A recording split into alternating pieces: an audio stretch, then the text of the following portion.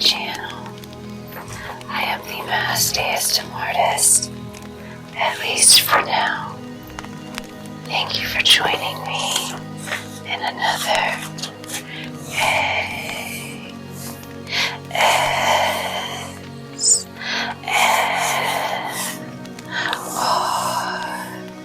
reading video.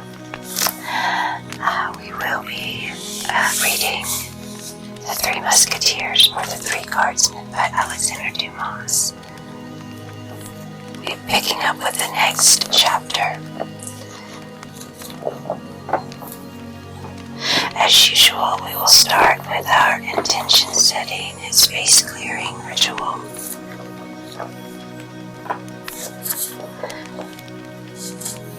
And then we will get right into the story and some ASMR tingles. So, without further ado, sit back, sit back, sit back, sit back, close your eyes, close your eyes, close your eyes, take some deep breaths, and relax, relax, relax.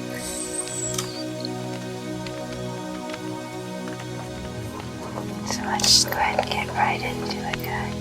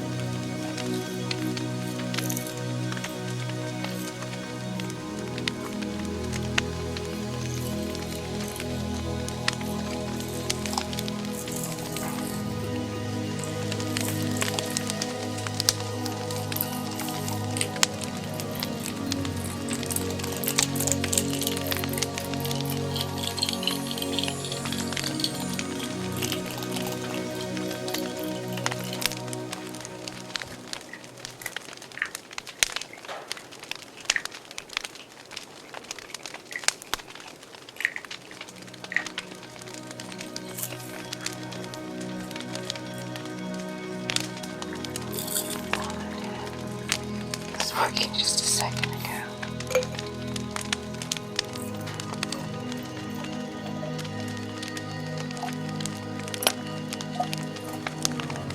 Okay, so I had to switch bottles because the other one just stopped spraying on me.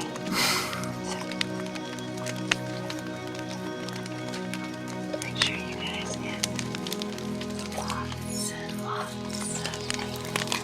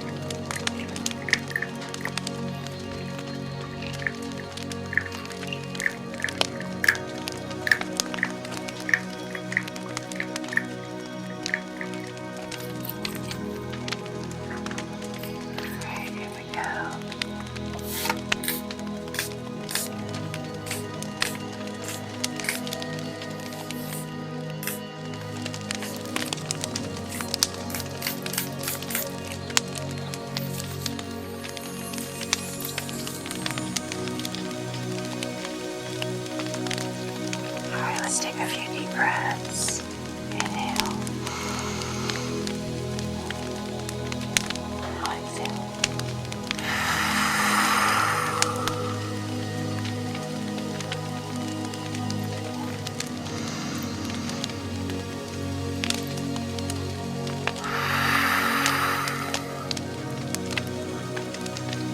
All right, last one.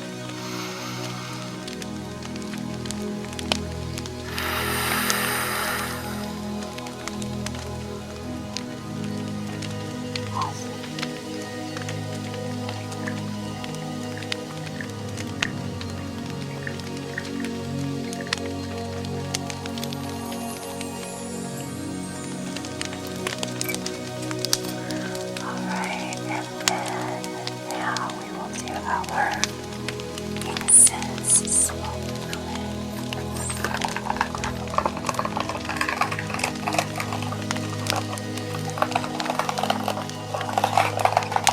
Satya is Sanskrit, by the way.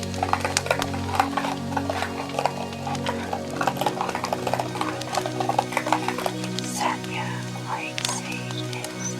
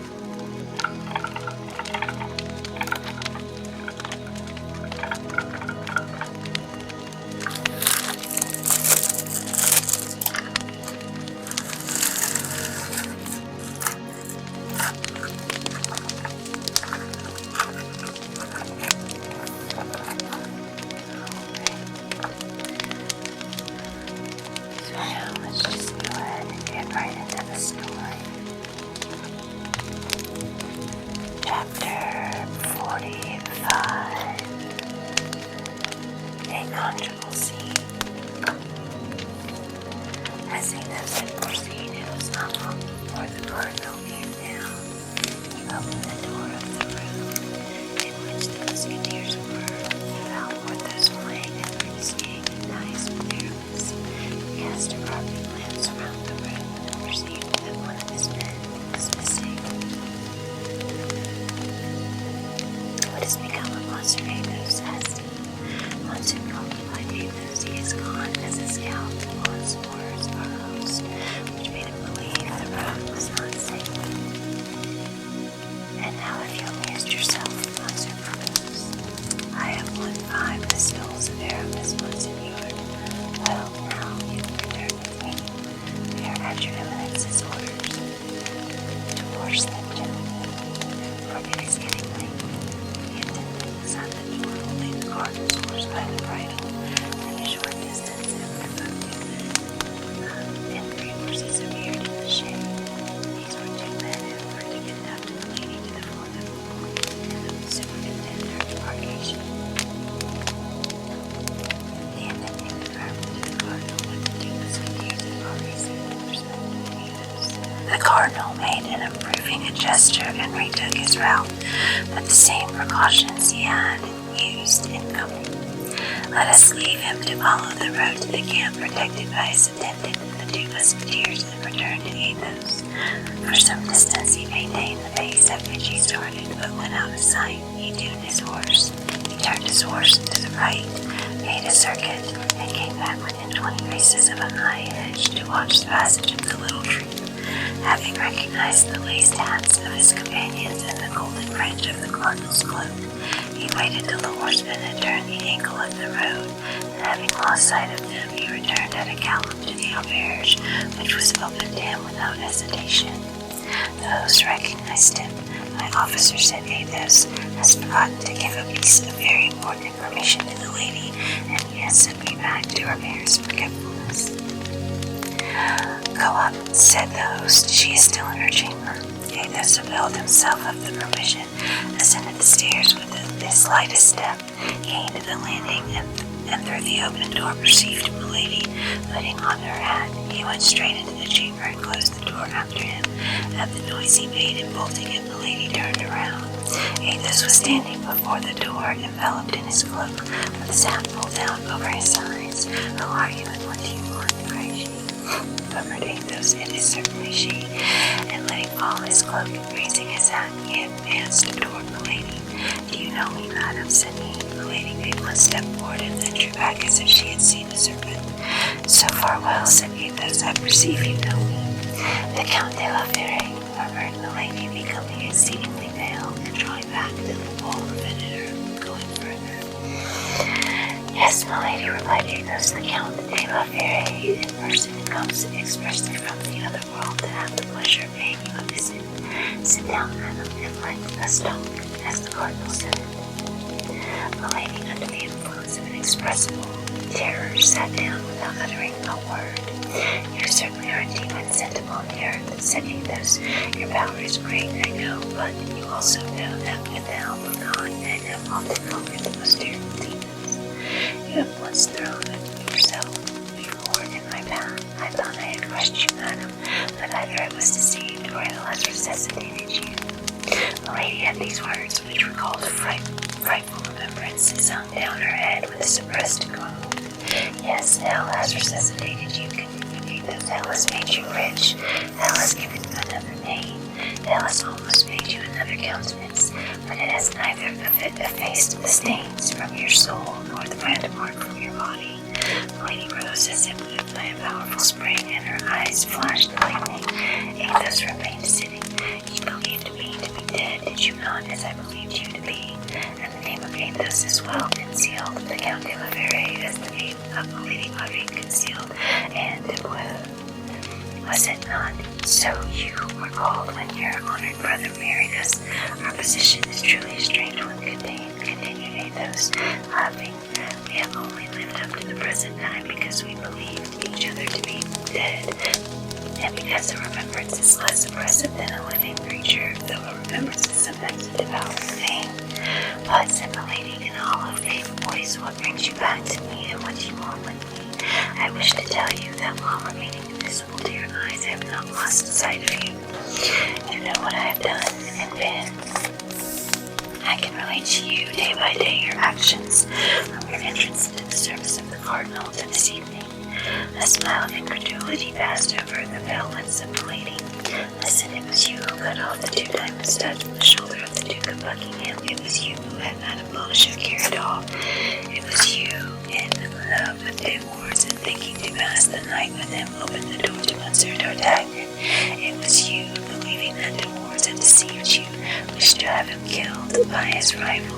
It was you who, when his rival had discovered your infamous secret, wished to have him killed in his turn by 2 assassins whom you sent in pursuit of him. It was you who, finding the balls had missed their mark, sent poisoned wine with a forged letter to make your victim believe that wine came from his friends. In short, it was you who have but now in this chamber, seated in this chair I now fill, made an engagement with the Cardinal de Richelieu to cause the Duke of Buckingham to be assassinated in exchange for the promise he has made you to allow you to assassinate D'Artagnan. The lady was livid. You must be Satan, cried she. Perhaps, said Athos, but at all events, listen well to this. Assassinate the Duke of Buckingham or cause him to be assassinated. I care very little about that. I don't know him. Besides, he's an Englishman. But do not touch with the tip of your finger a single hair of D'Artagnan, who is a faithful friend whom I love and defend. For I swear to you by the head of my father, the crime which you shall have endeavored to commit or shall have committed shall be the last. Monsieur d'Artagnan has cruelly insulted me, said the lady, and all will know. Monsieur d'Artagnan shall die. Indeed, is it possible to insult you, madame, said Athos, laughing. He has insulted you, and he shall die. He shall die, replied the lady. She first, he afterward. Athos was seized with a kind of vertigo. The sight of this creature who had nothing of the woman about her recalled devouring remembrances. He found that one day in a less dangerous situation than the one in which he was now placed. He had already endeavored to sacrifice her to his daughter.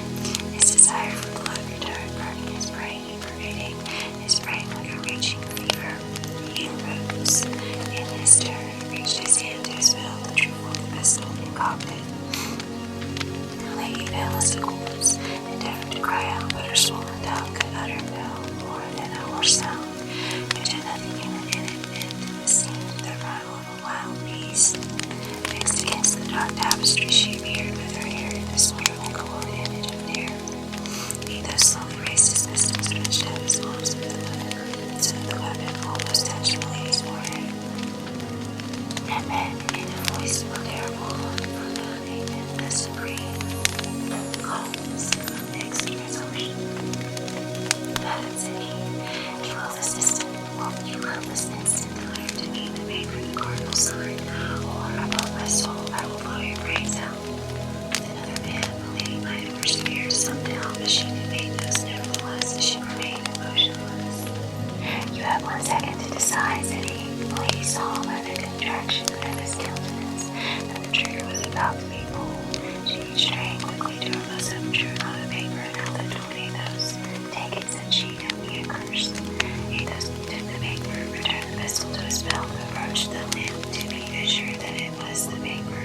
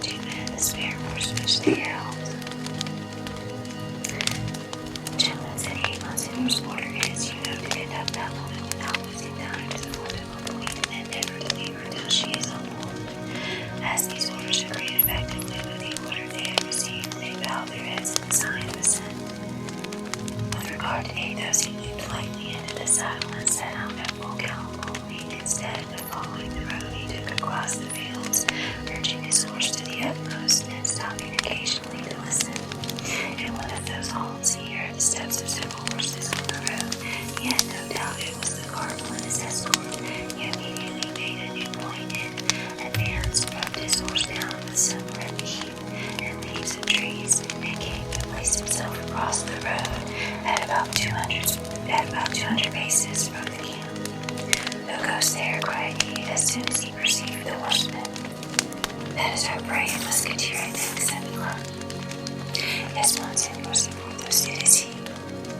Monsieur Athos and Richelieu receive my thanks for the good guard you have kept. Gentlemen, we are arrived to take the gate on the watchword is Roy Ray. On saying these words, the cardinal saluted the three friends with an inclination of his head and took the right hand, followed by his attendant. For that night he himself slept in the queue. Well, said Porthos and Aramis together as soon as the cardinal was out of hearing. Well, he signed the paper she required. I know he did, said Athos, since here it is. And the three friends did not exchange a single word until they got to their quarters, except to give the watchword to the sentinels. They sent the Mousqueton to tell Planchet that his master was requested to the instant he left the trenches to come to the quarters of the musketeers. The lady, as Athos had perceived them fighting the two men that awaited her, made no difficulty in following them. She had for an instant an inclination to be reconducted into the cardinal and laid everything in. But a revelation of her part would bring about a revelation on the part of Athos. She might say that Athos had helped her, but then Athos would tell that she was brand new. She thought it was best to preserve silence, to set off discreetly to accomplish her difficult mission with her usual skill, and then, all things being performed to the satisfaction of the cardinal, to come back and claim her vengeance. In consequence, after having traveled all night, at 7 o'clock she was at the local point. At 8 o'clock she had embarked, and at 9 the vessel which, with letters of warrant from the cardinal, was supposed to be sailing for Bayonne, raised anchored and steered his course toward England.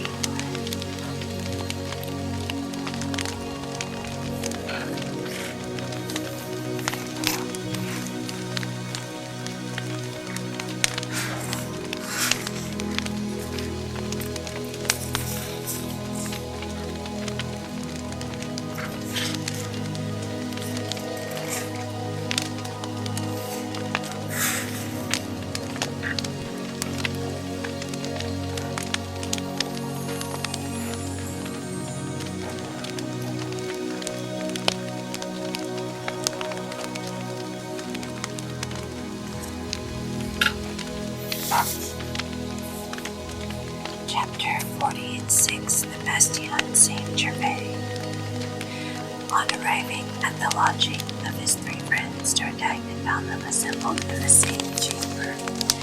Athos was meditating, Porthos was twisting his mustache, Aramis was reading prayers in a charming little Livre-des-Airs filled with velvet. Pardieu, said he, I hope what you have to tell me is worth the trouble, for outside from you I will not pardon you for making me come here instead of getting a little rest. After a night spent taking in his bed in the Bastion. Why were you not there, gentlemen? It was warm work. You were in a place where it was not very cold, replied Porthos, eating his mustache and twist, which was peculiar to him. Hush, said Athos. Oh, said D'Artagnan, already the slight frown of the musketeer. It appears there's something fresh abroad. Aramis, said Athos, you went to breakfast the day before yesterday at the upper edge of the Beverlot, I believe. Yes, how did you fare? For my part, I ate but little. The day before yesterday was a fish day, and they had nothing but meat. What, said Athos, no fish and seafood? They say, said Aramis, resuming his pious studies at the time which the woman was making drives on the boat to the open sea. But that is not quite what I would ask you, replied Athos.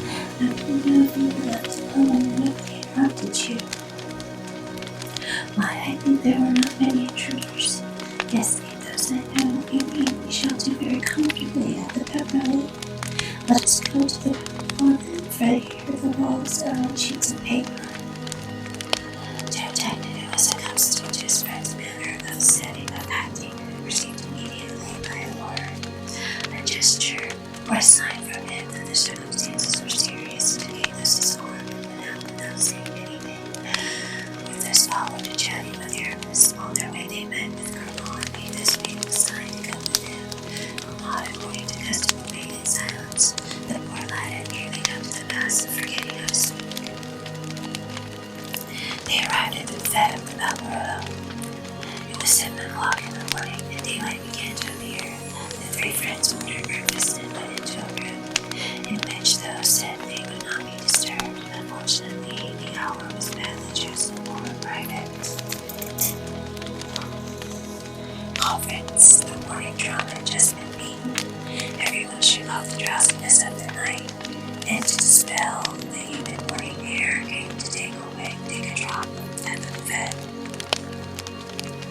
Dragoons, Swiss guards, musketeers, light horsemen succeed each other with a rapidity which might answer the purpose of the host very well, but agreed badly with the views of the four friends, and thus they replied very curtly to the salutations, eats, healths, and jokes of the companions.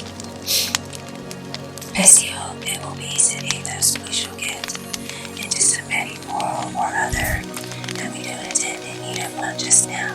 D'Artagnan, tell us what sort of night you have had, and we will describe ours afterward." "Ah, yes," said the light horseman with a glass of breathy in his hand, which he digestated slowly. "Ah, yes, I hear you, gentlemen of the guards, have been in the trenches tonight, and that you did not get much the best of the Rochellais." D'Artagnan looked at Athos. "To know if he ought to," replied this intruder, who mixed unasked in their conversation. "Well," said Athos, "don't you hear, Monsieur de Busigny, who does you the honor to ask you a question? Relate what has passed during the night, since the gentlemen desire it." "Have you not taken a bastion?" said the Swiss, who was drinking out of your glass. "Yes, Monsieur," said D'Artagnan, bowing. "We've had that honor. We even have, as you may have heard, introduced a barrel of powder under one of the angles, which, in blowing up, made a very pretty breach, without reckoning that, as the bastion was not of yesterday, all the rest of the building was much shaken." "And what bastion is it?" asked Dragoon, with his saber run from a goose, which he was taking to be cooked. "The bastion Saint-Gervais," replied D'Artagnan, "from behind the Rochellais, employed our workmen." "Was the affair hot?" "Yes, moderately so. We lost 5 men, and the Rochellais 8 or 10. "Passez-vous," said the Swiss, who, notwithstanding the admirable collection of oaths possessed by the German language, had acquired a habit of swearing in French. "But it is probable," said the light horseman, "that they will send pioneers this morning to reinstate the bastion." "Yes, that's probable," said D'Artagnan. "Gentlemen," said Athos, "I have a wager to propose." "I'll wager," cried the Swiss. "What is it?" said the light horseman. "Stop a bit," said the dragoon, placing his saber like a spit upon the 2 large iron dogs which held the fire in the chimney. "Stop a bit, I admit it. You, Master Host, are true men immediately that I might not lose a drop of the fat of this estimable bird." "You're quite right," said the Swiss. "Goose grease is good in the Bay Street." "There," said the dragoon. "Now for the wager. We are all attention, Monsieur Athos." "Ah, now for the wager," said the light horseman. "Well, Monsieur de Busigny, I will bet you," said Athos, "that my 3 companions, Messieurs Porthos, Aramis, and D'Artagnan, and myself, will go and breakfast in the bastion Saint-Gervais, and we will remain there an hour by the watch, whatever the enemy may do to dislodge us." Porthos and Aramis looked at each other, they began to comprehend. "Well, but," said D'Artagnan, "Athos is here. You are going to get us all killed without mercy." "We are much more likely to be killed," said Athos, "if we do not go. Ma foi, gentlemen," said Porthos, turning round and pulled his chair and adjusting his mustache. "That's a fair bet, I hope." "I take it," said Monsieur de Busigny. "Now let us fix the stake." "Why, you are 4, gentlemen," said Athos, "and we are 4. A dinner for 8. Will that do?" "Capitally," replied Monsieur de Busigny. "Perfectly well," said Dragoon. "That's just the thing," said the Swiss. The 4th auditor, who during all the conversation had played a mute part, made a sign of the head to show that he acquiesced in the proposition. "The breakfast for these gentlemen is ready," said the host. "We'll bring it in," said Athos.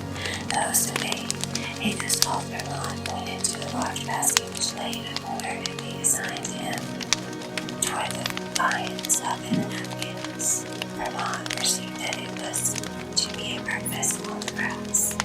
Took the basket, packed up the viands, added the bottles, and then took the basket on his own. Now, but where are you going to eat my breakfast? Said the host.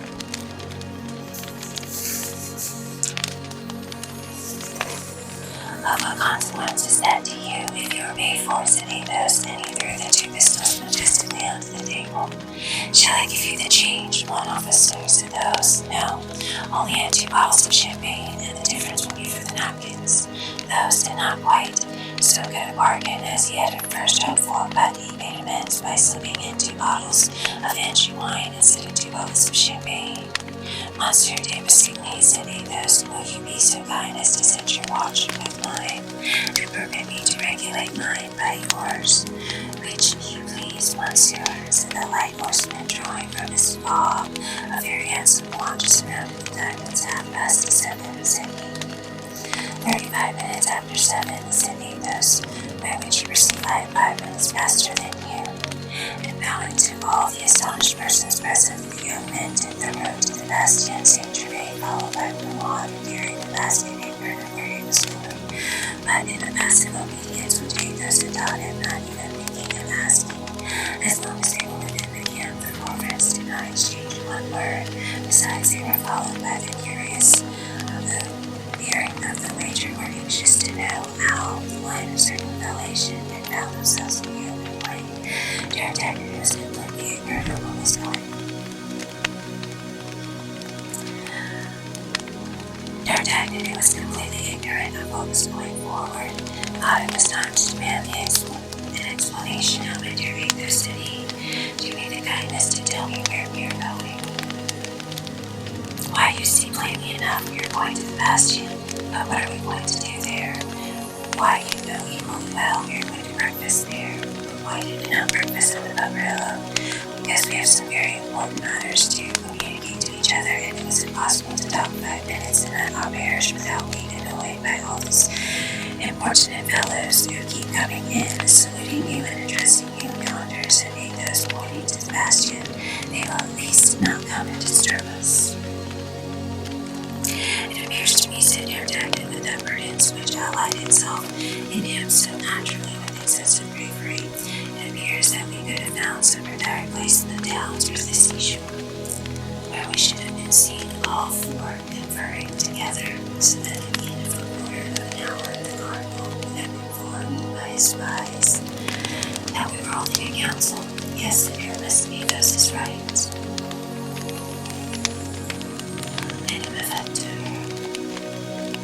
Desertis. The desert would not have been amiss, said Porthos, but the matter was where to find it.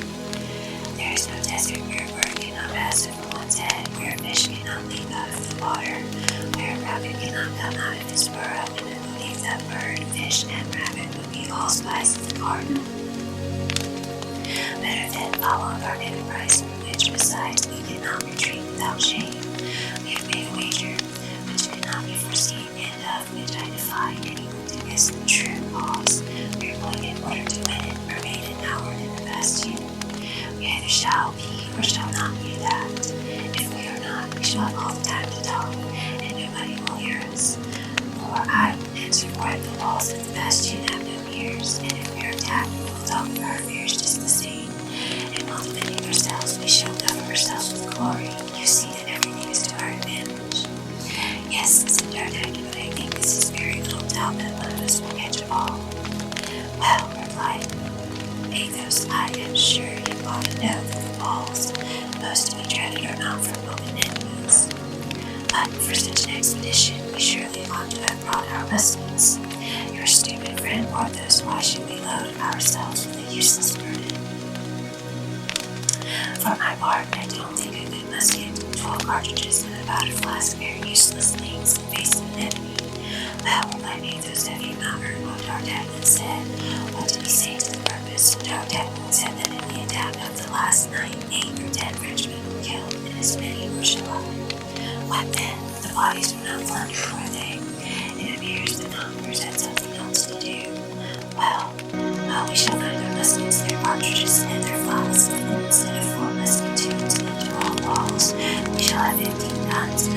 charges to life.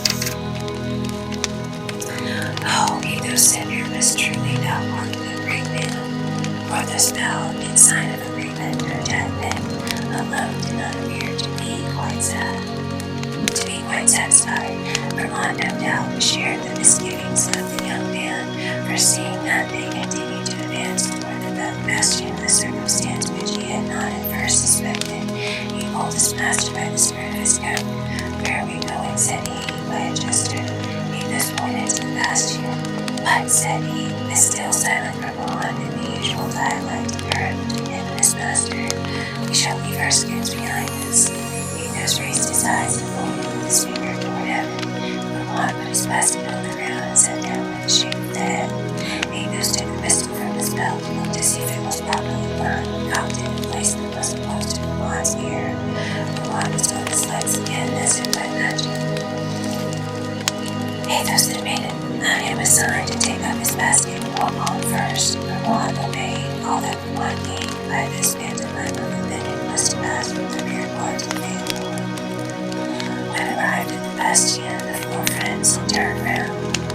More than 300 soldiers of all kinds were assembled in the gate of the camp, and in a separate room with distinguished Monsieur Damascene, the dragoon, the Swiss, and the fourth praetor. Athos took off his hat, placed it on the end of his sword, and waved it in the air. All the spectators returned him his salute, accompanying this politeness with a loud hurrah, which was audible at the bastion, after which they all four disappeared in the bastion, on having preceded them.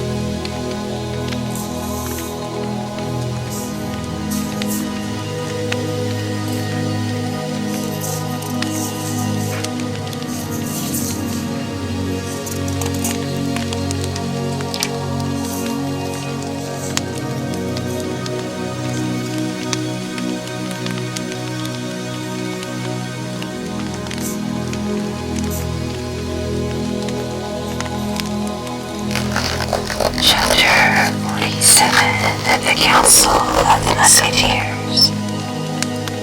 As Athos had foreseen, the bastion was occupied by a dozen of dead bodies, French and Rochelaire. "Gentlemen," said Athos, who had assumed the command of the expedition, "while Grimaud is laying out the breakfast, let us begin by collecting the guns and cartridges together. We can talk while performing that necessary task. These gentlemen," added he, pointing to the body, "cannot hear us. But we could throw them into the ditch," said Porthos, after having assured ourselves they have nothing in their pockets. "Yes," said Athos, "that's Grimaud's business." "Well then," cried D'Artagnan, "pray let Grimaud search them and throw them over the walls at once." "I desire he will do no such thing," said Athos. "They may be useful to us." "These bodies useful to us? Why, Athos, are you mad?" said Porthos. "Judge not rashly," say the constable and the cardinal, replied Athos. "How many guns, gentlemen?" 12, replied Aramis. "How many cartridges?" 100. "It's quite as many as we shall want. Let us load the guns."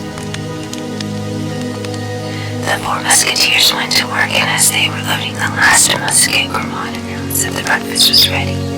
Athos replied, still by gestures, that was well, and indicated to Grimaud by pointing to a kind of pepper castor that he was to stand as sentinel. Only to alleviate the tediousness of the duty, Athos allowed him to take a loaf, 2 cutlets, and a bottle of wine.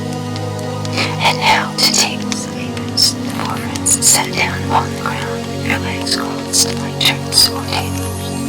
"And now," said D'Artagnan, "as there's no longer a fear of being overheard, I hope you're going to let me into this momentous secret. I hope at the same time to procure your amusement and glory, gentlemen," said Athos. "I have induced you to take a very pleasant walk. Here is a delicious breakfast, and by 100 persons yonder, as you may see through the coals, taking us for heroes or madmen, 2 glasses of imbeciles sufficiently resembling each other." The secret," said D'Artagnan. "The secret is," said Athos, "that I saw the lady last night." D'Artagnan was lifting the glass to his lips, but Captain Athos shook so that he was obliged to put the glass on the ground, for fear of spilling the contents. You saw your hush and looked at Athos. You forget, D'Artagnan. Forget that these gentlemen are not so initiated as you are in my family affairs. I have seen my lady. There, demanded D'Artagnan, within 2 weeks of this place, at the auberge of the Columbia Rouge. In that case, I am a lost man, said D'Artagnan. Not quite so yet, Athos, for by this time she must have left the shores of France. D'Artagnan breathed again. But after all, that's Porthos who is, my lady. A very charming woman, said Athos, sipping a glass of sparkling wine. A scoundrel of a host, cried he. He has given us Anjou wine instead of champagne, and fancies we know no better.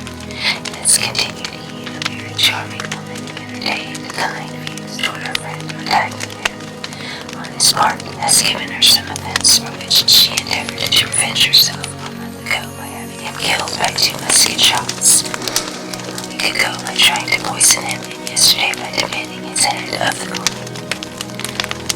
head of the cardinal, cried D'Artagnan, pale with terror. Yes, that is as true as the gospel, said Porthos. I heard her with my own ears. So did I, said Aramis. Then said D'Artagnan, let his arm fall, as if overcome by discouragement.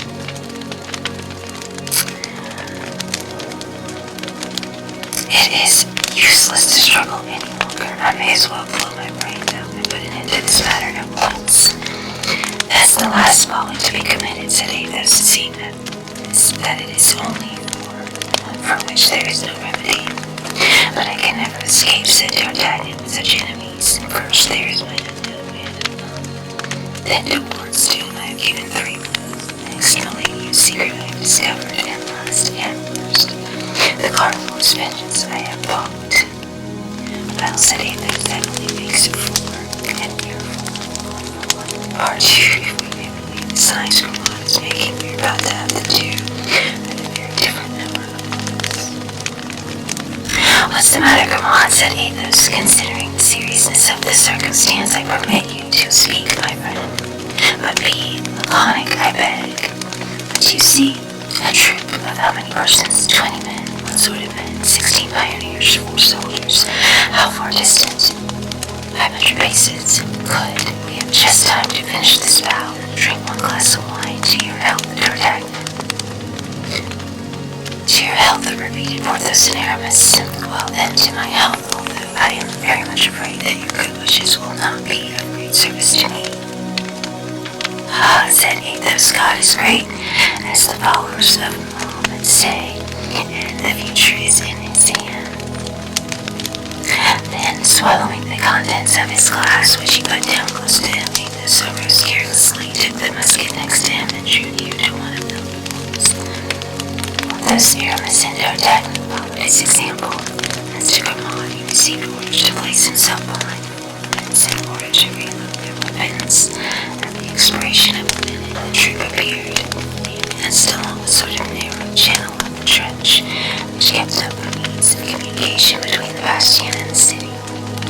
Pardieu, said Athos, it was hardly worthwhile to disturb ourselves for 20 fellows, armed with pickaxes, mattocks, and shovels. Grimaud had made them a sign to go away, and I think they would have left us alone. I doubt that, replied D'Artagnan, for they are advancing very resolutely. Besides, in addition to the pioneers, there are 4 soldiers and a brigadier armed with muskets. That's because they don't see us, said Athos. I must confess I feel a great reluctance to fire on those poor devils on bourgeois. He is a bad priest, said Porthos, who feels pity for inheritance. In truth, said Athos, Aramis is right, I won't want them. What the devil are you calling about? D'Artagnan, you will be shot. But Athos took no heed of his advice in mounting.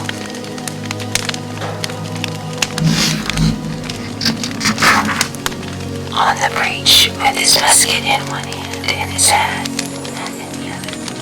Gentlemen, said he, addressing the soldiers and the pioneers, who were astonished at his appearance, stopped at 50 paces from the bastion, and bowing courteously to them, gentlemen, a few friends and myself are about to breakfast in this bastion. Now, you know nothing is more disagreeable than being disturbed when one is at breakfast.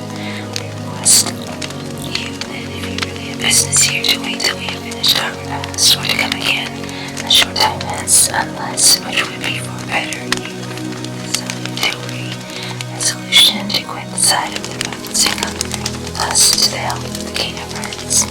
Take care, Athos, cried D'Artagnan. Don't you see they are preparing to fire? Yes, said Athos, but they are bourgeois, very bad marksmen, and you will be sure not to hit them. In fact, at the same instant, 4 shots were fired, and the bullets were fired against the wall around Athos, but not one hit him. 4 shots replied to them almost instantaneously. Much better armed than those of the aggressors, 3 soldiers fell dead, and 1 of 5 years was wounded. Come on, said Athos, still on the reach, another musket. They might immediately obey. On their part, the 3 friends had reloaded their arms. Another discharge followed the second. The brigadier and 2 pioneers fell dead. The rest of the troop took to flight. Now, gentlemen, escorting, cried Athos, and the 4 friends rushed out of the fort, gained the field of battle, picked up the 4 soldiers' muskets, and the pike of the brigadier, and convinced that the fugitives would not stop till they got to the city, turned again toward the bastion, bearing with them the trophies of their victory. Reload the muskets, Grimaud, said Athos, and we, gentlemen, will go over their breakfast and resume our conversation. Where were we? You were saying, said D'Artagnan, that after having demanded my head of the cardinal, Lady had left the shores of France. Where is she going to? Added he, considerably interested in the itinerary of the way you followed. She's going into England, said Athos, with what view? With the view of assassinating or causing to be assassinated the Duke of Buckingham. D'Artagnan uttered an exclamation of surprise and astonishment. This is infamous, cried he. As so that, cried Athos, I beg you to believe that I care very little about it. Now, you have done, Grimaud, take over Brigadier's half-pike. Diana can do it and plant it at the top of our bastion, that these rebels of Rochelac may see that they have to deal with brave and loyal soldiers of the king. Grimaud obeyed without replying. An instant after a word, the white flag was floating over the heads of the 4 friends. A thunder of applause saluted its appearance. Half the camp was at the barrier. But why do you care so little? Be killed or not, the Duke is our friend. The Duke is an Englishman. The Duke is fighting against us. Let her do what she likes with the Duke. I care no more about him than an empty bottle. And Athos threw 15 paces from him an empty bottle, from which he had poured the last drop of it into his glass. Hey, but stop a minute. I will not give up Buckingham thus, said D'Artagnan. He gave us some very fine horses, and some saddles, said Porthos, who at the moment wore the lace of his on his cloak. Besides, said Aramis, God desires the conversion and not the death of a sinner. Amen, said Athos, and we will return to that subject presently, if such be your pleasure, but that which for the moment engaged my attention most earnestly, and I'm sure you will understand me, D'Artagnan, was the getting from this woman a kind of signed carte blanche, which she had extorted from the cardinal, and by means of which she could with impunity get rid of you and perhaps of us. This creature must be a demon, said Porthos, holding out his plate to Aramis, who was cutting up a fowl. And this carte blanche, said D'Artagnan, this carte blanche, does it remain in her hands? It will be passed into mine. I will not say without trouble, for if I did, I should tell upon. My dear Athos, I shall give over counting the number of times I am indebted to you for my life. Then it was to go to her. You left us, said Aramis, exactly so. And you have the letter of the cardinals. Yes, said Athos, and he took the invaluable paper from the pocket of his uniform. D'Artagnan unfolded it with a hand, the trembling of which he did not even attempt to conceal, and read, It is by my order, and for the good of the state, that the peer of the present has done what he has done. December 5th, 1627, we show it. In fact, said Aramis, it is an absolution in all its forms. That paper must be torn to pieces, said D'Artagnan, who fancied he read it in its sentence of death. On the contrary, said Athos, it must be preserved carefully. I would not give this paper for as many gold pieces as would cover it. And what is she going to do now? Asked the young man. Obviously, she is probably going to write to the cardinal that a damned musketeer named Athos has taken her protection from her by force. She will advise him in the same letter to get rid of his two friends, Aramis and Porthos, at the time he disposes of him. The cardinal will remember that these are the same men that have so often crossed his path, and then so mindful. Thus D'Artagnan, ever fearing should feel lonely, will send us to keep him company in the Bastille. It appears to me you're making a very dull jokes, friend Athos, said Porthos. I am not joking to you now, said Porthos, that to twist that damned lady's neck would be a less sin than to twist those of these poor devils of Huguenots who have committed no other crimes than singing the psalms in French that we sing in What says the Abbé? asked Athos quietly. I say I am entirely of Porthos's opinion, said Aramis. And I'm sure that I am so too, said D'Artagnan. Fortunately, she's a good way off, said Porthos, for I confess she would make me very uncomfortable if she were here. She makes me uncomfortable in England as well as in France, said Athos. She makes me uncomfortable wherever she is, said D'Artagnan. But when you had her in your room, did you not drown her or strangle her, said Porthos. It is only the dead that don't come back again. I think so, do you, Porthos, replied the musketeer with a sad smile, which D'Artagnan alone understood. I have an idea, said D'Artagnan.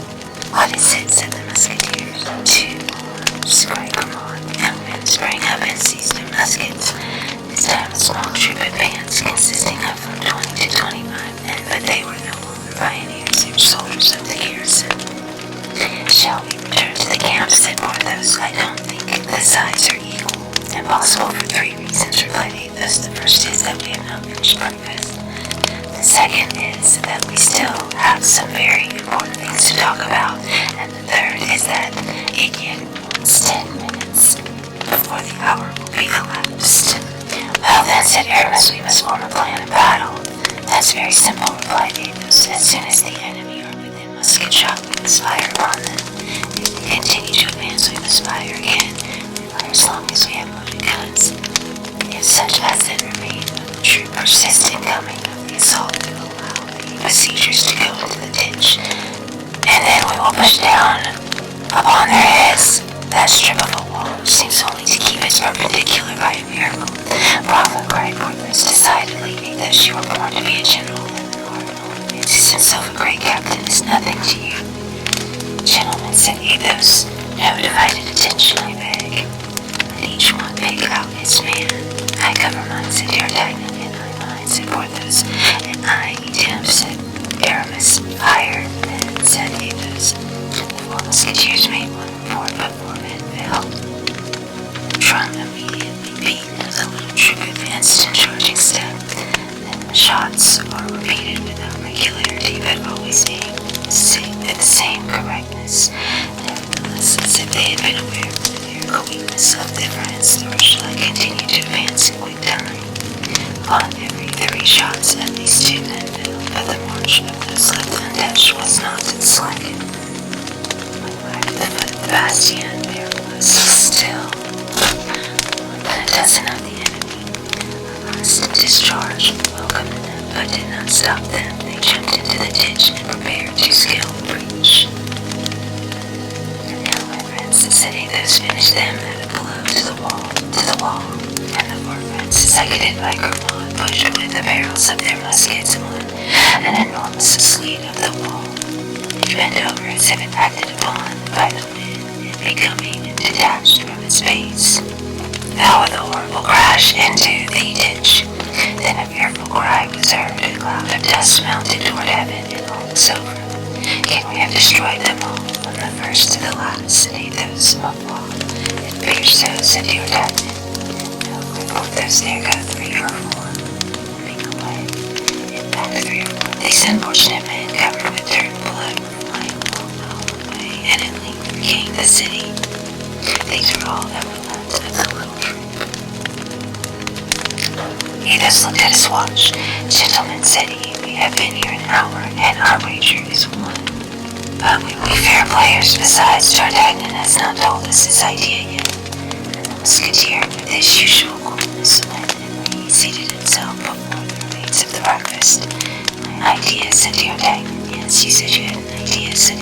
Oh, I remember now, said D'Artagnan. Well, going to England the second time. I will go and find Monsieur Buckingham. We shall not do that, D'Artagnan, said Athos coolly. And why not? Have I not been there once? Yes, but at that period, we were not. At that period, Monsieur de Buckingham was an ally and an enemy. We now contemplate doing much treason. D'Artagnan perceived the force of this reasoning and was silent. But, said Porthos, I think I have an idea. Returned silence from Monsieur Porthos's idea, said Aramis. I will ask leave of absence of Monsieur de Treville, some pretext or other, but she must find out, as I am not very good at pretexts. The lady does not know me, and I will get access to her without her suspecting me, and when I catch my beauty alone, I will strangle her. Well, like Athos, I am not far from approving the idea of Monsieur Porthos. For shame, said Aramis, kill all the women. Listen to me, I have the best idea. Let us see your idea, Aramis, said Athos, who entertained in much deference from the young musketeer, who must acquaint the queen. Ah, ma foi, yes, said Porthos and D'Artagnan at the same time. We are coming nearer to it now. Acquaint the queen, said Athos, and how will we do that? Have we any relation with the court? Could we send anyone to Paris without its being known in the camp? From hence to Paris it is 140 leagues. Before our letter was at anchors, we should be in attention. As to remitting the letter in safety to her Majesty, said Aramis, coloring, I will take that upon myself. I know I'm a person at doors. Aramis stopped, on seeing Athos smile. Oh, do you not adopt this means, Athos, said D'Artagnan. I do not reject it altogether, said Athos, but I wish to remind Aramis that he cannot quit the camp and that nobody but one of ourselves is safe. That 2 hours after, the messenger had sent out all the capuchins, all the demoiselles, all the black caps of the cardinal, will know your letter by heart, and you and your own person will be arrested. Reckoning that the queen would save Monsieur de Buckingham, but would take no heed of us. Gentlemen, said D'Artagnan, Porthos says is full of sense. Ah, what was going on in the city yonder, said Athos. They are beating the general. Friends listened, and all plainly heard the sound of the drum. You will see they are going to send a whole regiment against us, said Athos. You don't think of holding it against a whole regiment, do you, said Porthos? Why not, said the musketeer, beckoning so quite to make him for it. And I would hold out before a whole party if we had had the precaution to bring a dozen more bottles of wine. Upon my word, the drum draws near, said D'Artagnan. Let it come, said Athos. It is a quarter of an hour's journey from hence to the city. Consequently, a quarter of an hour's journey from the city hither. That is more than time enough for us to devise a plan. If we go from this place, we shall never find another so suitable. Ah, stop, I have it, gentlemen. The right idea has just occurred to me. Tell us what it is, then. To give Grimaud some indispensable orders. Athos made a sign for Slacky to draw near. Said Athos, pointing to the bodies which lay under the wall of the bastion. Take those gentlemen, set them up against the wall, put their hats upon their heads and their guns in their hands. Oh, the great man, said D'Artagnan, I comprehend now. You comprehend, said Porthos. And do you comprehend? Said Aramis. Grimaud made a sign in the affirmative. That's all that's necessary, said Athos. Now, for my idea. I should like, however, to comprehend, said Porthos. Not at all necessary. Athos's idea, cried Aramis and D'Artagnan at the same time. This milady, this woman, this creature, this demon, as a brother-in-law. As I think you have told me, D'Artagnan. Yes, I know him very well, and I also believe that he has a very warm affection for his sister-in-law. There's no harm in that. If he detested her, it would be all the better, replied Athos. In that case, we are as well off as we wish. And yet, said Porthos, I should like to comprehend what Grimaud is about. Silence, Porthos, said Aramis. What is her brother's name? Lord de Winter. Where is he now? He returned to London at the first river of the war. Well, that's just the man we want, said Athos. It is him we must warn. But that his sister-in-law is on the point of having someone assassinated. And we beg of him not to lose sight of her. There is in London, I hope, some establishment like that of the Netherlands or the Vietnamese. He must place this sister and one of those, and we shall be in peace.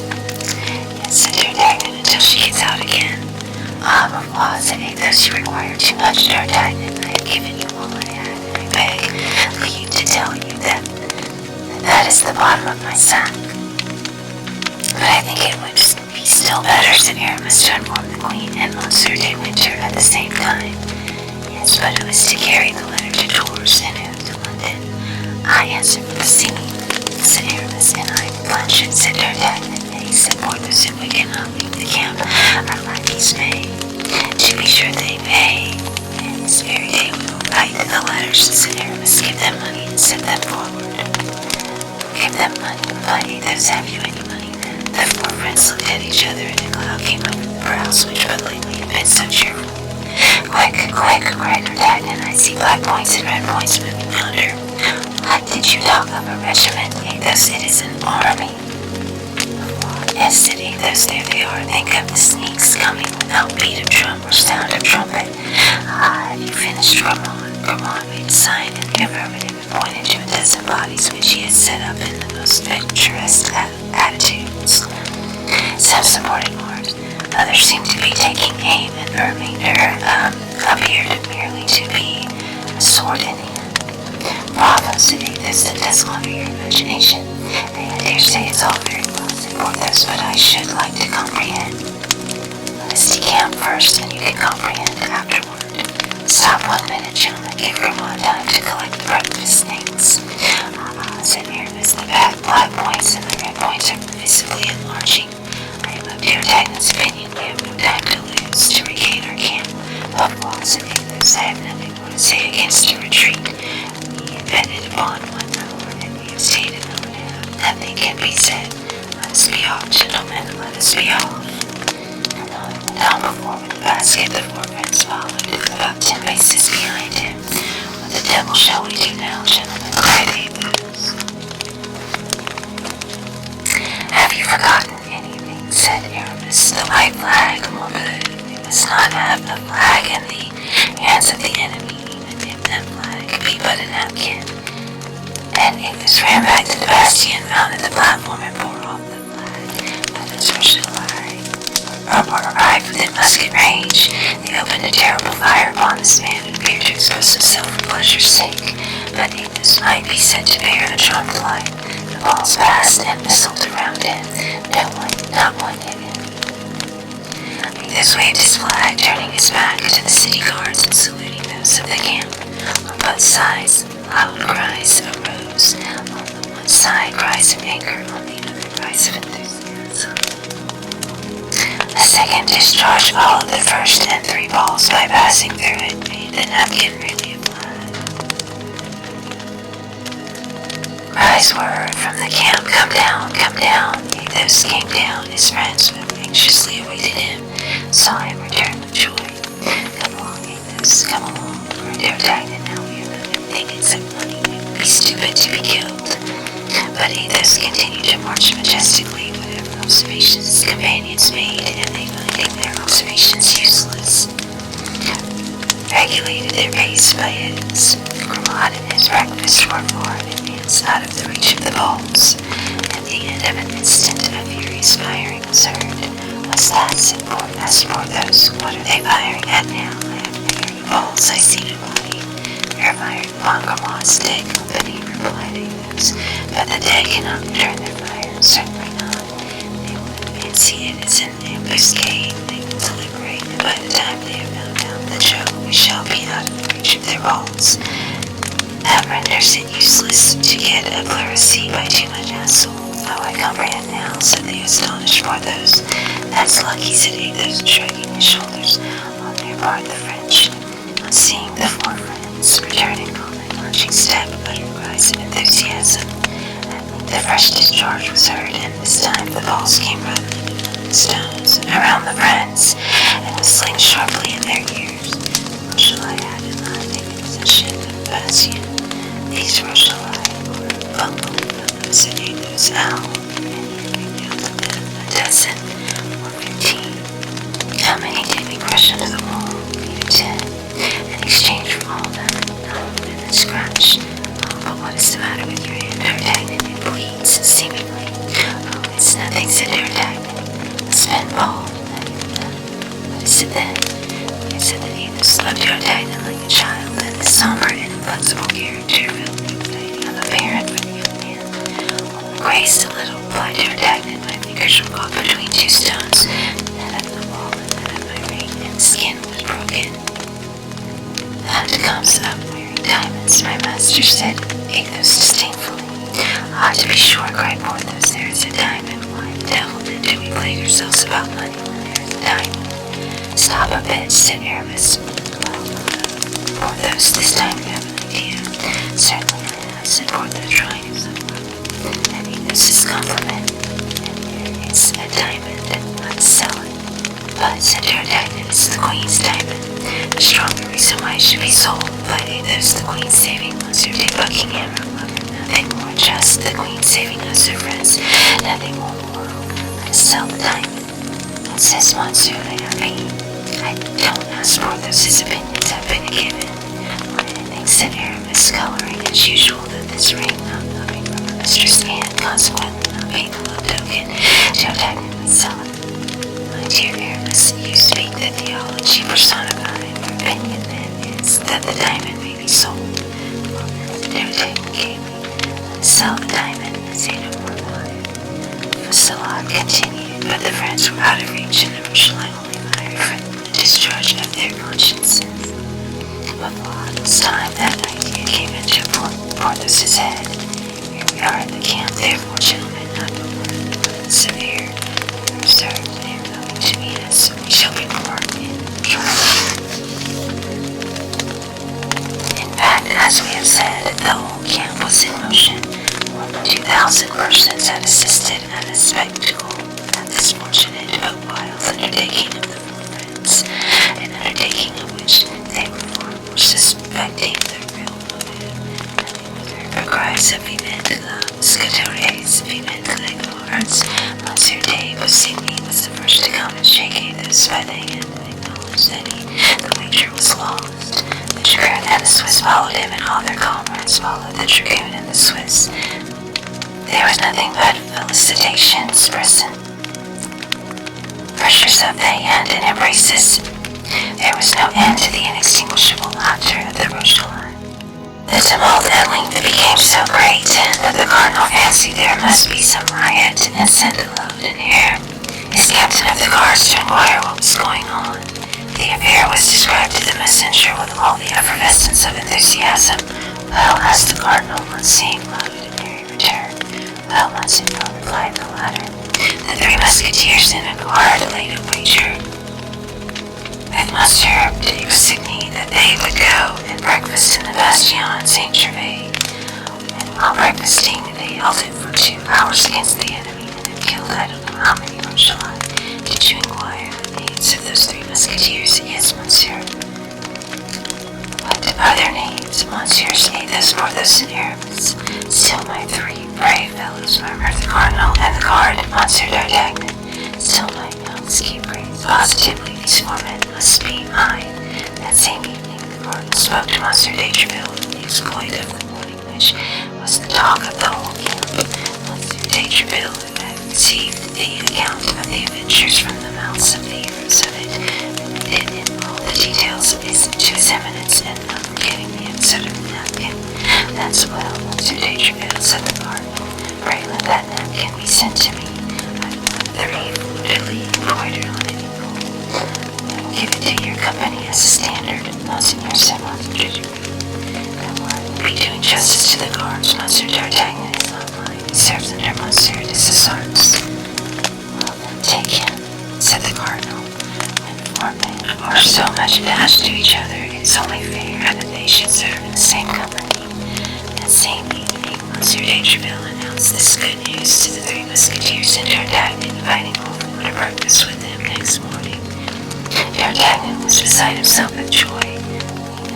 The dream of his life had been to become a musketeer. The 3 friends were likewise greatly delighted.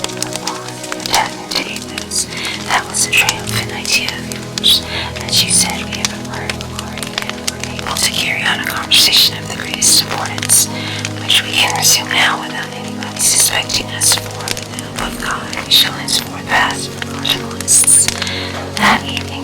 D'Artagnan went to present his compliments to Monsieur de Cesar's and inform him of his promotion. Monsieur de Cesar's, who esteemed D'Artagnan, made him offers of service, as this change would bring on expenses for equipment. D'Artagnan respectfully declined, but thinking the opportunity is a good one, he begged him to have the diamond he put into his hand valued, as he wished to turn it into money. The next day, by 2 o'clock, Monsieur de Cesar's valet came to D'Artagnan's lodging and gave him a bag containing 7,000 livres. This was the price of the Queen diamond.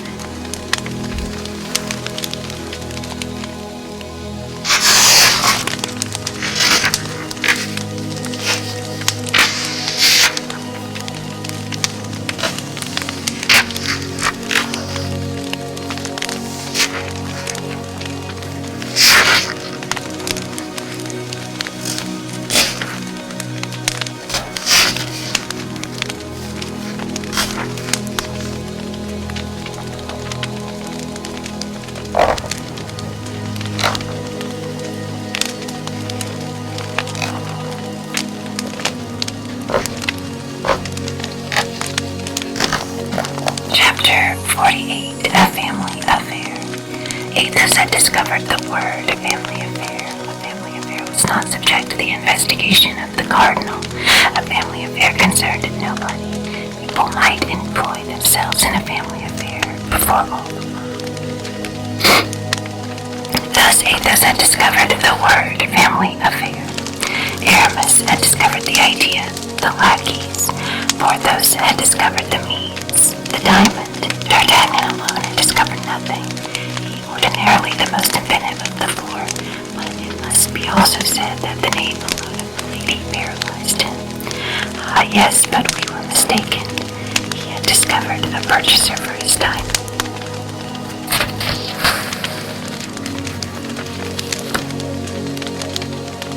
The breakfast at Monsieur de Treville's was as gay and cheerful as possible. D'Artagnan, already wore his uniform, for being nearly of the same size as Aramis, and Aramis being so liberally made by the bookseller who purchased his poem, and to allow him to have bought double of everything, he yielded his friend a complete equipment. D'Artagnan would have been at the height of his wishes if he had not constantly seen Milady, like a dark cloud hovering in the horizon. After breakfast, it was agreed that they should meet again in the evening at Athos's lodgings, and would there terminate the affair. D'Artagnan passed the day in exhibiting his musketeer's uniform in every street of the camp. In the evening, at the appointed hour, the four friends met, and there only remained three things to be decided upon. What they should write to Milady's brother, what they should write to the clever person at Tours, and which should be the lackeys that carried the letters. Everyone offered his own. Athos talked of the discretion of Grimaud, who never spoke a word, but when his master unlocked his mouth. Porthos boasted of the strength of Mousqueton, who was big enough to thrash four men of ordinary size. Aramis, confiding in the address of Basine, made a pompous eulogium upon his candidate. And D'Artagnan had entire faith in the bravery of Planchet, and reminded them of the manner in which he had conducted himself in the ticklish affair of Bononi. These four virtues disputed the prize for a length of time, and gave birth to magnificent speeches which we do not repeat here for fear they should be deemed too long. Unfortunately, said Athos, he whom we send must possess in himself alone the four qualities united. But where is such a lackey to be found? Not to be found, cried Athos, I know that. Take Grimaud, take Mousqueton, take Basine, take Planchet. Planchet is brave and true, and they are two qualities out of the four. Gentlemen, said Aramis, the principal question is not to know which of the four lackeys is the most discreet, the strongest, the cleverest, or the most brave. The matter is to know which loves money the best. What Aramis says is very sensible, replied Athos. You must speculate upon the faults of people and not upon their virtues. Monsieur l'Abbé, you are a great moralist. Doubtless, said Aramis, for we not only require to be well served in order to succeed, but moreover not to fail, for in case of failure, heads are in question, not for our lackeys. Speak lower, Aramis, said Athos. That's correct. Not for the lackeys, resumed Aramis, but for the masters. As are our lackeys sufficiently devoted to us to risk their lives for us? No. Ma foi, said D'Artagnan, I would almost answer for Planchet. Well, my dear friend, granted his natural devotedness a good sum of money, and then, instead of answering for him once, answer for him twice. Why, good God, you will be deceived just the same, said Athos, who was an optimist when things were concerned and a pessimist when men were in question.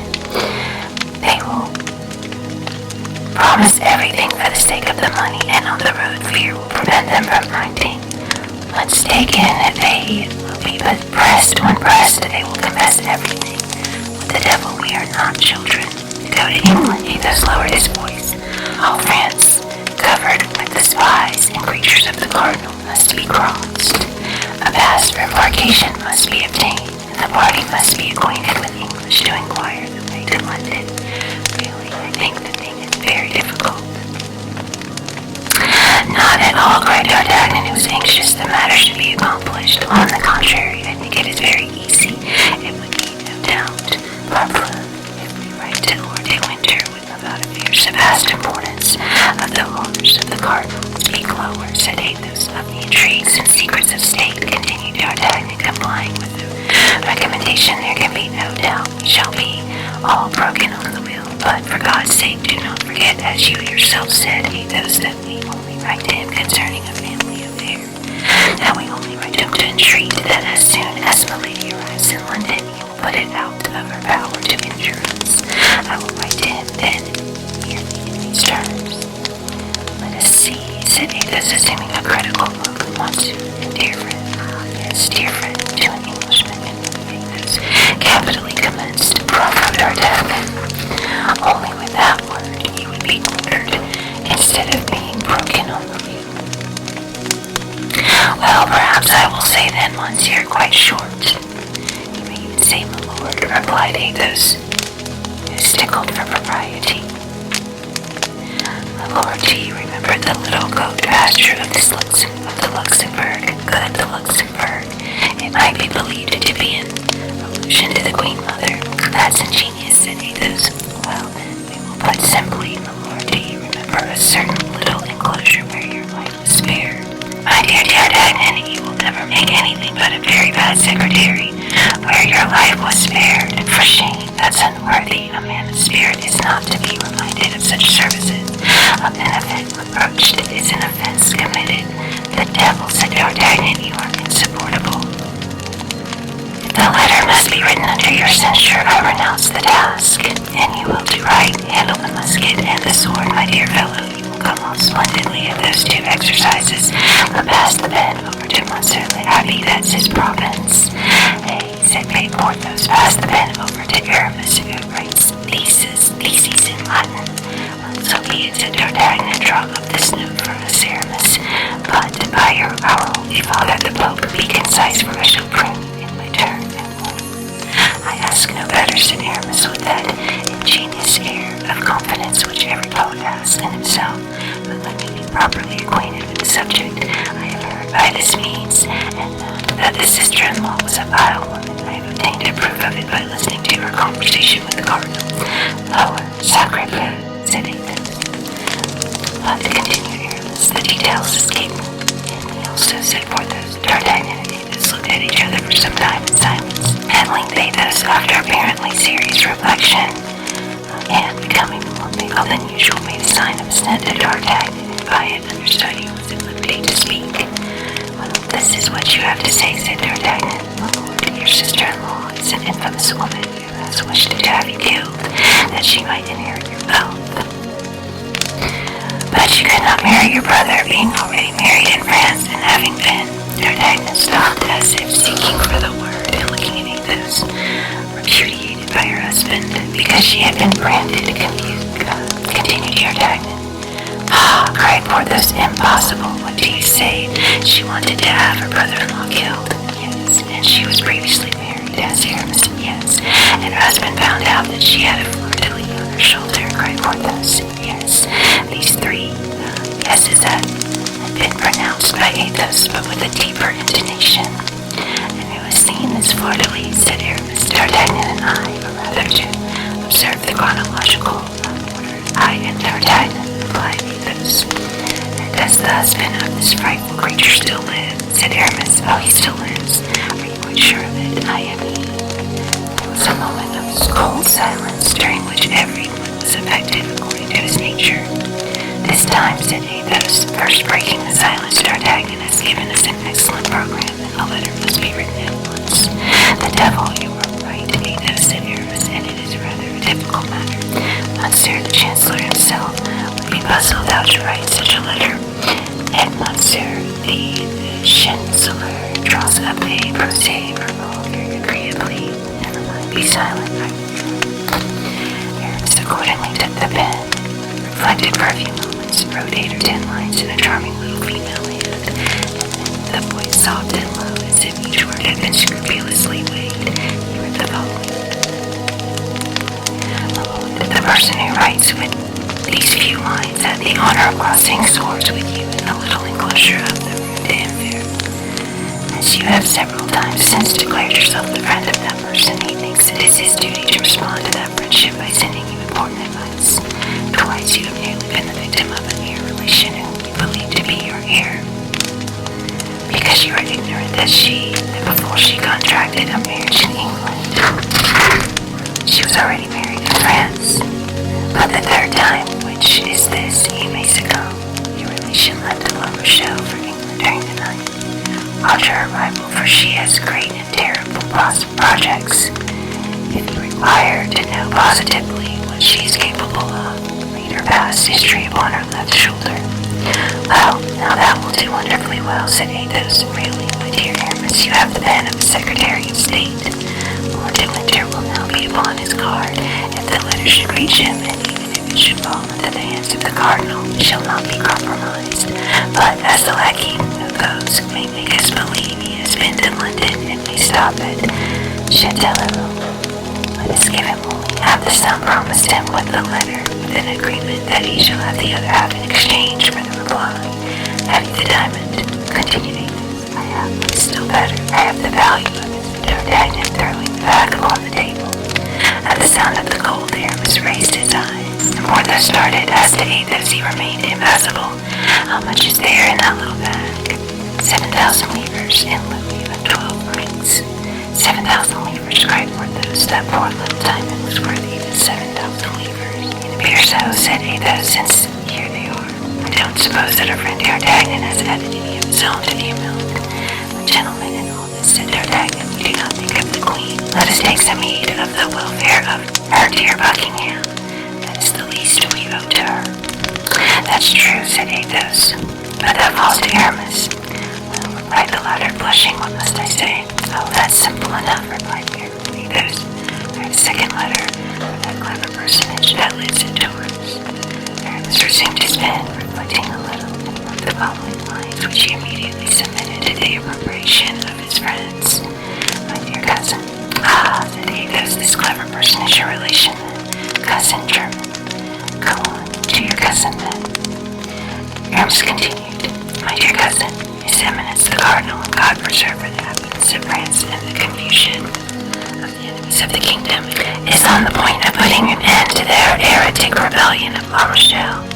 It is probable that the succor of the English fleet will never arrive in sight of the place. I will even venture to say that I am certain Monsieur de Buckingham will be prevented from setting out by some great event. His Eminence is the most illustrious politician of times past, of times present, and probably of times to come. He would extinguish the sun if the sun commoded him.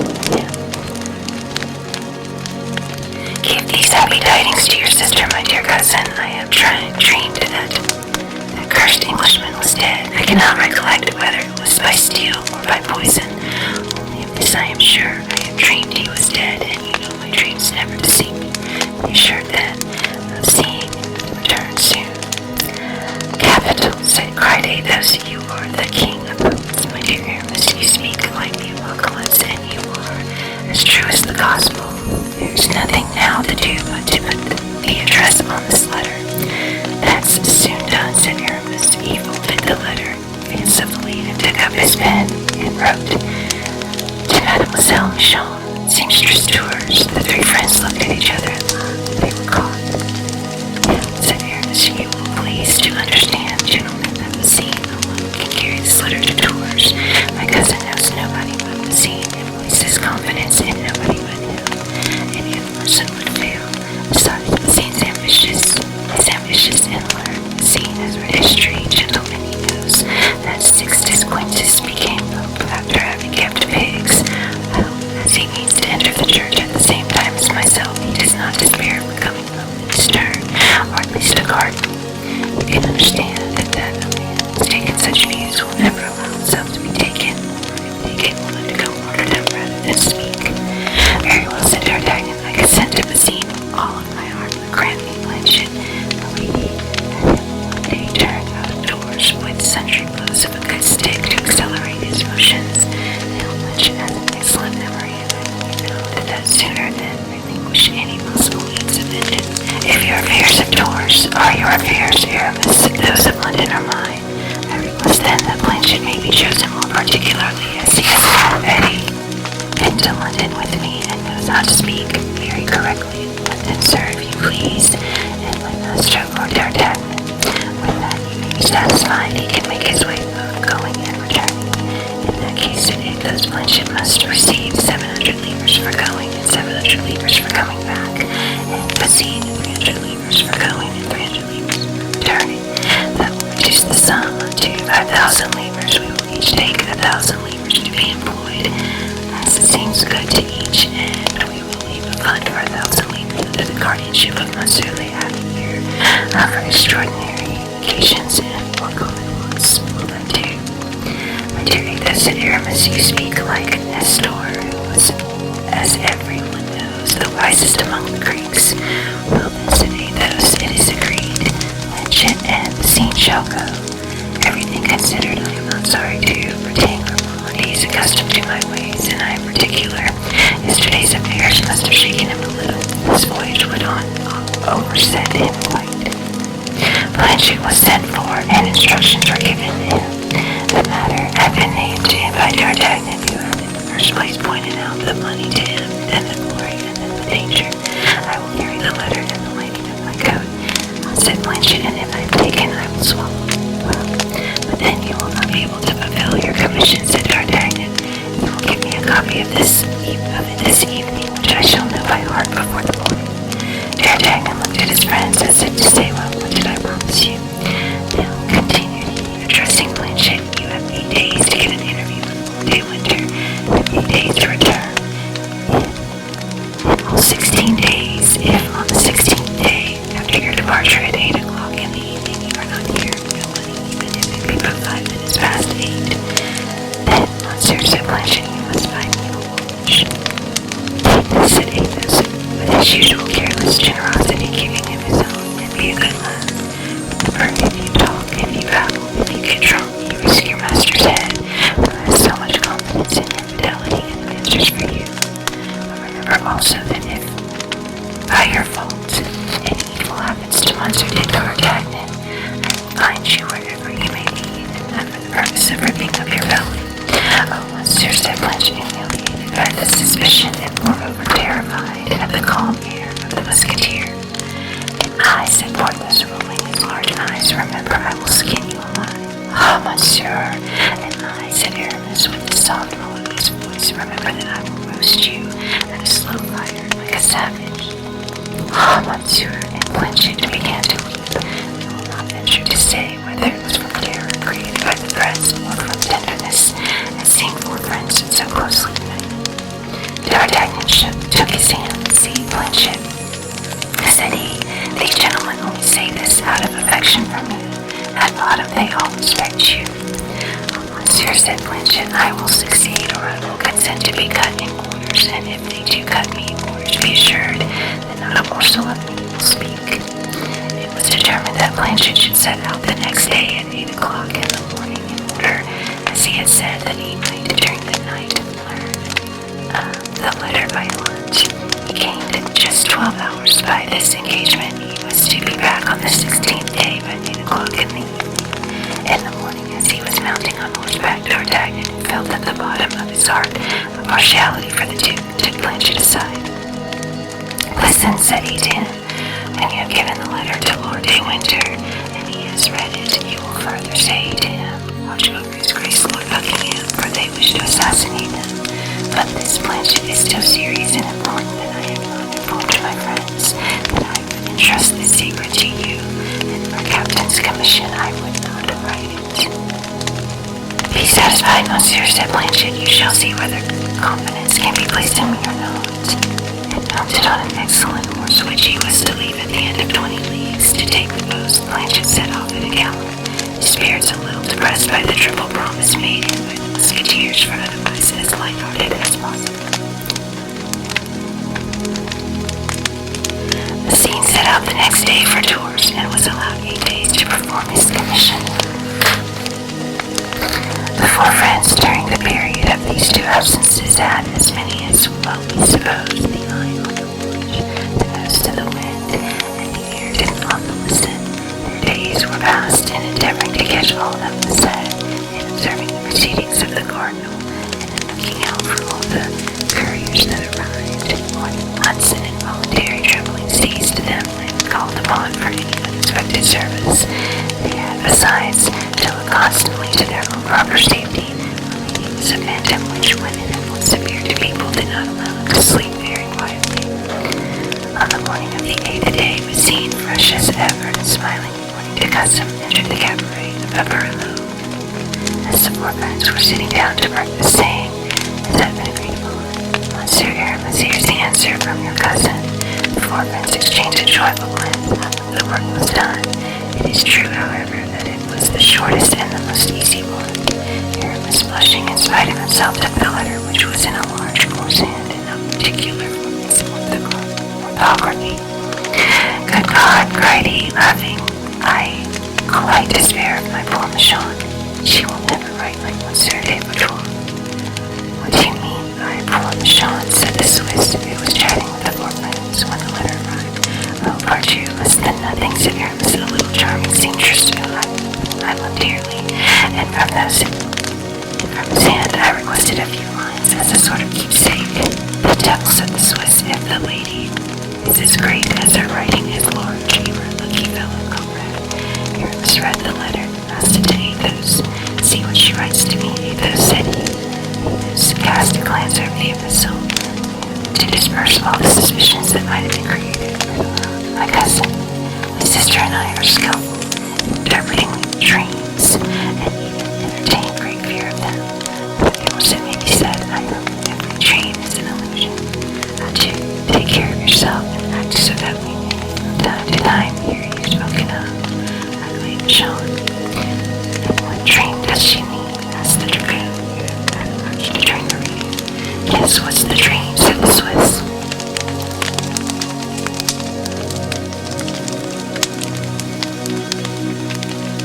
Yes, said the Swiss, "it's simple enough to relate a dream. You have one, but I never dream." "You are very fortunate," said Athos, rising. "I wish I could say as much." "Never," replied the Swiss, enchanted that a man like Athos could envy him. "Never." D'Artagnan, seeing Athos rise, did so likewise, took his arm. Porthos and Aramis remained behind to encounter the defense of the dragoon and the Swiss. As to Basine, he lay down, the trust of strong, as he had no imagination than the Swiss he had dreamed, and Aramis, having become pope, adorned his head with the cardinal's hat. But as we have said, Basine had not, by his fortunate return, removed more than a part of the uneasiness which weighed upon the four friends. The days of expectation, D'Artagnan in particular, would have wagered that the days were 44 hours long. He forgot the necessary slowness of the navigation. He exaggerated to himself the power of he gave to this woman who appeared to him to be a demon, as always as supernatural as herself. At the least noise he imagined that she was about to be arrested, and that Planchet was being brought back to still further diminished day by day. This anxiety became so great that it even extended to Aramis and Porthos. Athos alone remained impassible, as if no danger hovered over him, and as if he respired the usual atmosphere. On the 16th day in particular, these signs were so visible in D'Artagnan that and his two friends that they could not remain quiet in one place, and they wandered about like ghosts on the road by which Planchet was expected. Really, said Athos, you are not men but children. To let a woman terrify you, and what does it amount to after all? To be imprisoned? Well, but we should be taken out of prison, on a show got out, to be decapitated. Why, every day in the trenches we go cheerfully to express ourselves to worse than that. A bullet may break a leg, and I am convinced a surgeon would give us more pain in cutting off a thigh than an executioner would in cutting off a head. Well, we quietly then, in 2 hours, in 4, in 6 hours at latest, Planchet will be here. He promised to be here, and I have very great faith in Planchet's promises. I think him a very good man. But if he does not come, said D'Artagnan, well, if he does not come, it will be because he has been delayed, that's all. He may have fallen from his horse, he may have slipped down on the deck, he may have traveled so fast against the wind as to have pronounced a violent cold.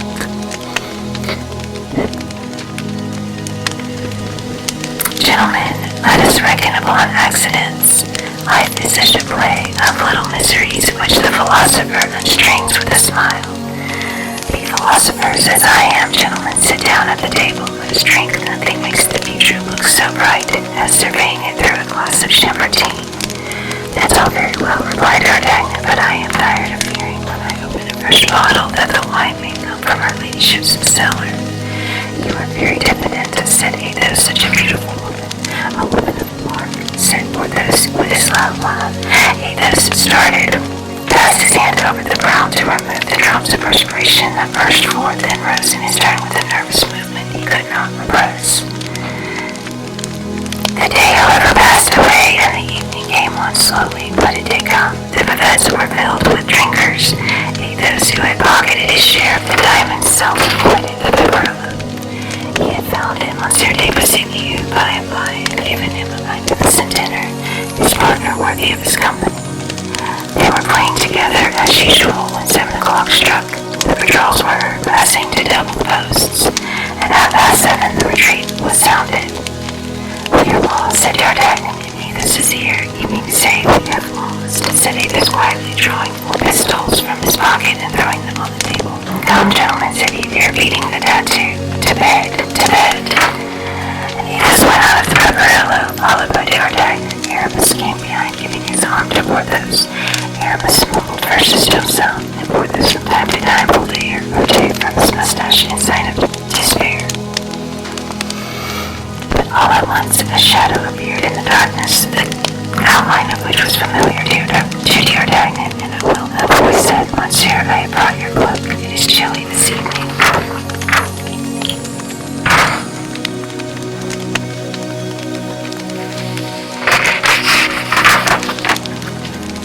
Planchet, cried D'Artagnan, beside himself with joy. Planchet, replied Aramis and Porthos.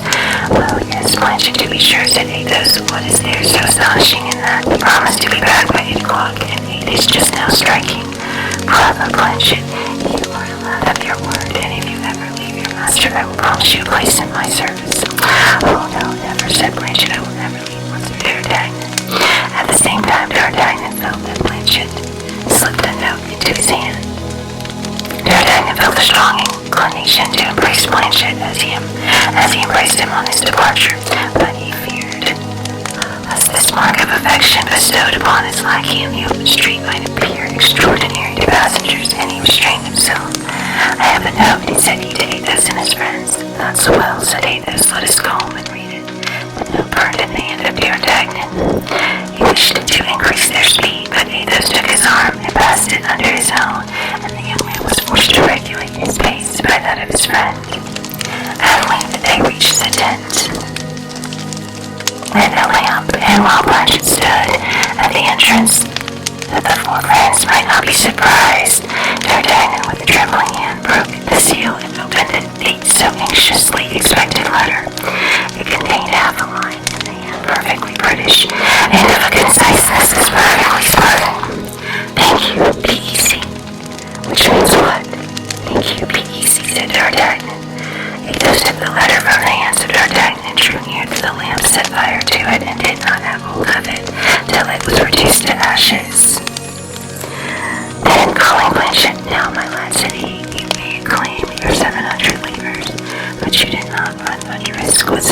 is that?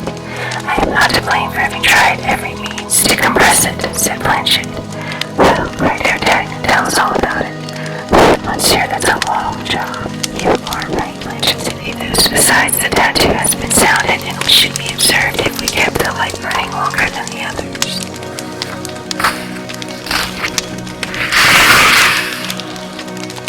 So be it, said D'Artagnan. Go to bed, Blanchett, and sleep soundly. Well, monsieur, that will be the first time I have done so these 16 days. Or I either, said D'Artagnan. Or I either, said Porthos. Or I either, said Aramis.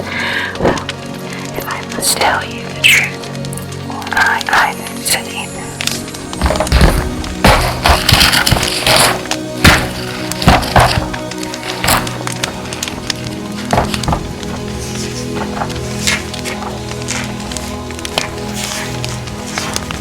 I hope you enjoyed tonight's reading video.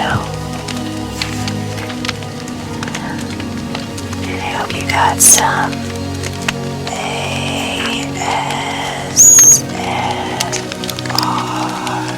tingles, tingles, tingles. And I hope that you have a great rest of your day or night or evening, whatever it is, wherever you are.